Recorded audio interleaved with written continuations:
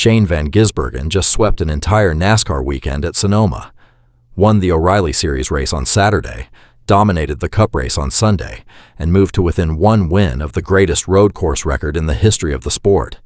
He is, by any measure, the most dominant road course driver NASCAR has ever seen. So you would expect him to walk out of Sonoma brimming with confidence. Instead, he did something that almost no driver ever does after a dominant win. He called himself the weak link. In his own words, "I'm still the weak link as a driver."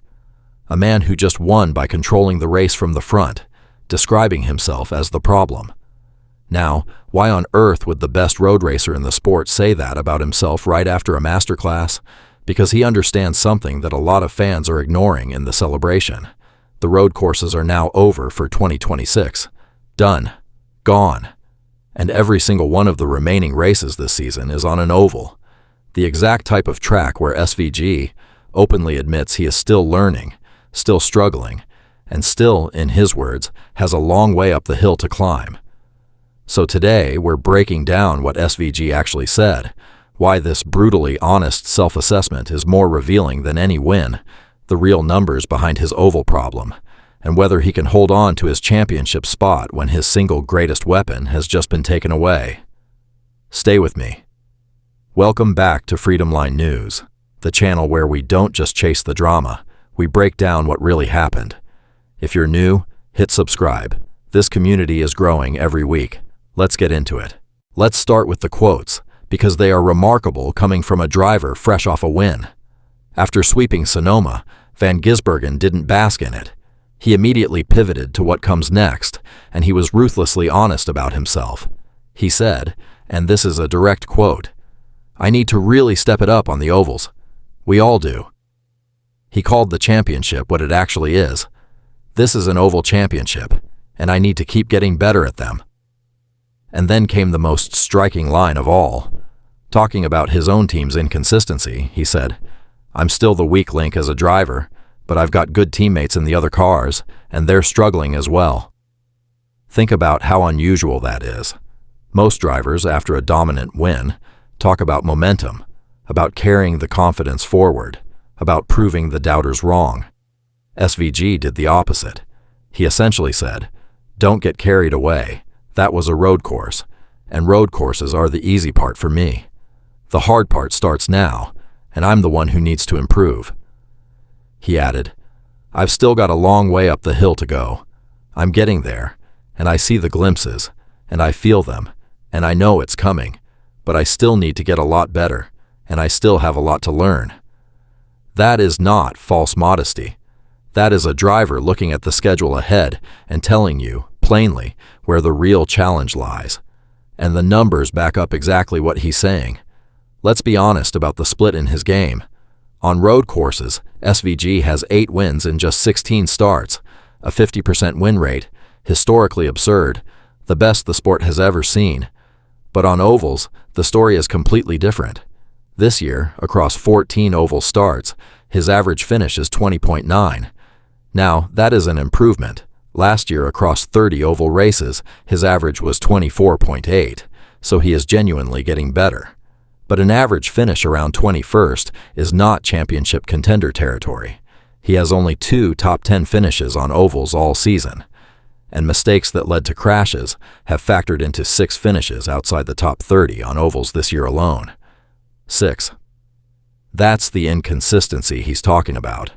The rocks and diamonds nature of his season. A brilliant 5th at Nashville, his first ever top 5 on an oval back in May, and then crashes at Michigan and Pocono that put him in the wall.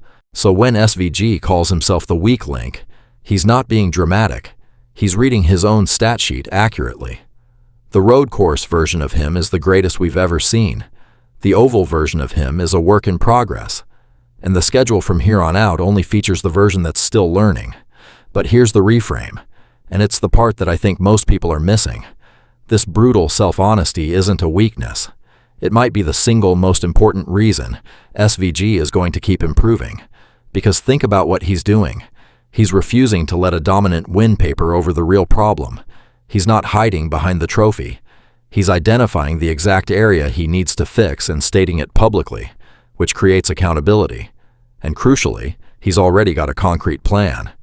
His crew chief, Stephen Doran, pinpointed the specific issue: qualifying. Doran noted that in the last 3 races where SVG started inside the top 10, he finished inside the top 15. The problem isn't race pace on ovals anymore, it's starting position. When SVG qualifies well, he runs well. When he qualifies badly and gets buried in the pack, that's when the crashes and the bad finishes happen. Doran said it directly. If we can qualify up there, we can stay up there all day. That's the last piece of the puzzle. That is a solvable, specific, identifiable problem. Not a vague, we need to be better, but a precise diagnosis. Fix qualifying, fix the season. And SVG pointed to the fact that Chicagoland this weekend has open practice, extra track time to experiment and improve. This is a driver and a team who know exactly what's wrong and exactly what they're working on. That clarity is worth more than any amount of post-win bravado. So what's actually at stake? Everything, basically. SVG's Sonoma win jumped him to 14th in the standings, and he's now the highest-ranked Trackhouse racing driver, ahead of both Ross Chastain in 22nd and rookie Connor Zilisch down in 34th. He's currently sitting in a provisional chase spot with a cushion of around 36 points to the cut line. But here's the problem. There are 8 regular season races left, and every one of them is on an oval. His single greatest points-generating weapon, road course dominance, is now off the table completely. He has to hold on to that chase spot using the exact discipline he just admitted is his weakest, and the competition down the stretch is fierce. If his qualifying troubles return and the crashes come back, that 36-point cushion could evaporate quickly.